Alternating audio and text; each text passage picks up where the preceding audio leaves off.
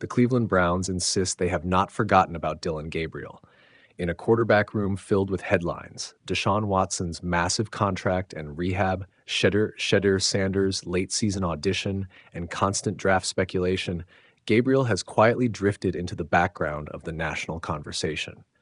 But according to General Manager Andrew Berry, that perception exists outside the building, not inside it. He may be forgotten externally, but he's not forgotten to us, Berry said at the NFL Combine. He's going to handle everything within his control. Dillon's a guy that has a bright future in this league. That's a notable vote of confidence for a player who just 1 year ago was considered one of the more surprising picks of the draft. The Browns selected Gabriel in the 3rd round, a move many evaluators viewed as a reach. While Gabriel had an accomplished college resume at Oregon, questions about arm strength, vertical aggressiveness, and overall ceiling followed him into the league. When he was eventually given the opportunity to start as a rookie, those concerns didn't completely disappear. In 6 starts, Gabriel went 1-5. He threw for 937 yards with 7 touchdowns and 2 interceptions. On paper, the touchdown-to-interception ratio looks respectable. Ball security wasn't a major issue, but the deeper metrics told a different story. He averaged just 5.1 yards per attempt. That number is critical because it reflects the underlying concern: explosiveness. The Browns' offense struggled to push the ball downfield. Defenses compressed the field, sat on short routes, and forced Gabriel to beat them outside the numbers and over the top. Too often, Cleveland's passing game felt confined. Then came the turning point. In Week 11 against the Baltimore Ravens, Gabriel suffered a concussion. Shedeur Sanders stepped in, and Gabriel never regained the job. From that moment forward, the quarterback narrative shifted. Sanders, not Gabriel, became the developmental storyline. Now, heading into the 2026 offseason, Gabriel appears to sit 3rd on the assumed depth chart behind Sanders and Watson, and that reality creates an interesting tension between public support and practical roster math. Berry's words signal belief. But actions this spring will reveal the truth. There is a very real possibility that the Browns explore Gabriel's trade value. The quarterback market is always fluid. Injuries happen in training camp. Depth becomes valuable overnight.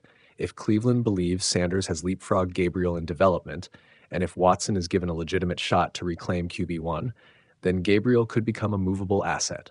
After all, he was a 3rd-round pick just 1 year ago.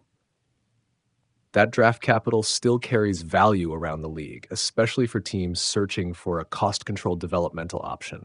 The Browns are not widely expected to target a quarterback in the 1st round, but day 2 or day 3, that remains firmly in play.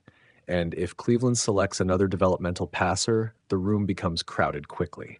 One name already circulating is Penn State's Drew Allar, projected as a mid-round selection. If the Browns add a prospect like Allar, it would be difficult to justify keeping 4 quarterbacks with meaningful draft investment tied to them. That's where strategy comes in. Publicly backing Gabriel enhances leverage. Calling him a player with a bright future reinforces the idea that Cleveland sees value. If the Browns quietly test trade waters, that endorsement matters. But beyond trade speculation, there's a deeper question. Did Gabriel truly get a fair evaluation window? 6 starts on a struggling offense, behind an inconsistent line, in a season filled with quarterback turbulence. That's not exactly a stable developmental environment.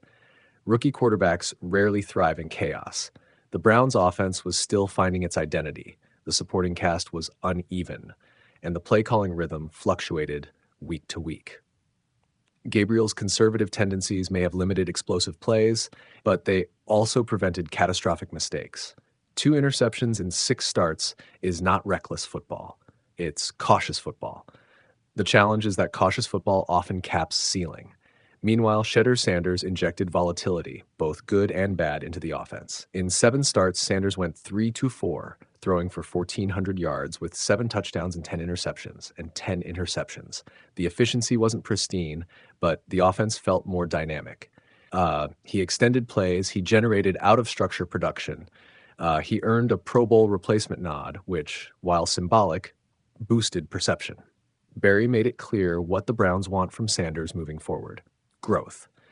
I think the biggest thing we want to see from Shedeur is that he continues to grow, Barry said. Playing more efficiently and not putting the ball in harm's way as much will be important, while maintaining the ability to produce out of structure and generate explosive plays. That sentence reveals the Browns' philosophical balancing act. They want creativity, but controlled creativity. They want explosive plays without reckless turnovers. They want a quarterback who can operate structure, but also survive when structure collapses. In that framework, Sanders arguably offers a higher upside than Gabriel, but upside alone doesn't win divisions.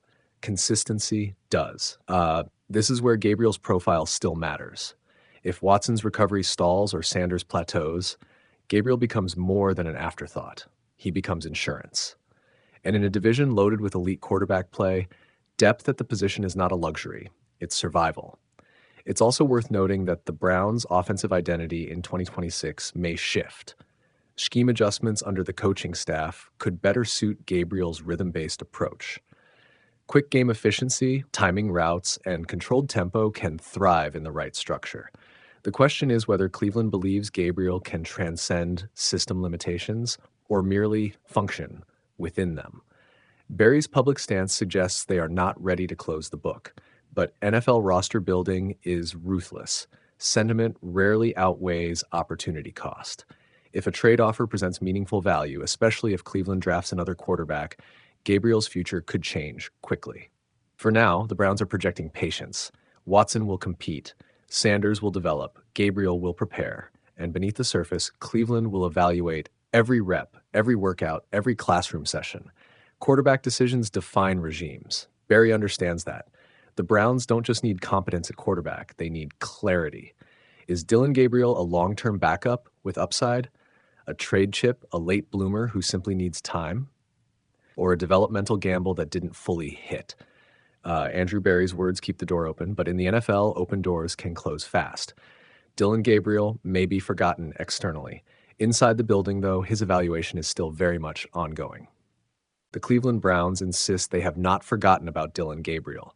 In a quarterback room filled with headlines, Deshaun Watson's massive contract and rehab, Shedeur Sanders' late-season audition, and constant draft speculation, Gabriel has quietly drifted into the background of the national conversation. But according to General Manager Andrew Barry, that perception exists outside the building, not inside it. He may be forgotten externally, but he's not forgotten to us, Barry said at the NFL Combine. He's going to handle everything within his control. Dillon's a guy that has a bright future in this league. That's a notable vote of confidence for a player who just 1 year ago was considered one of the more surprising picks of the draft.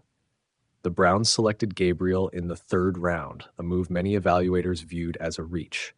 While Gabriel had an accomplished college resume at Oregon, questions about arm strength, vertical aggressiveness, and overall ceiling followed him into the league. When he was eventually given the opportunity to start as a rookie,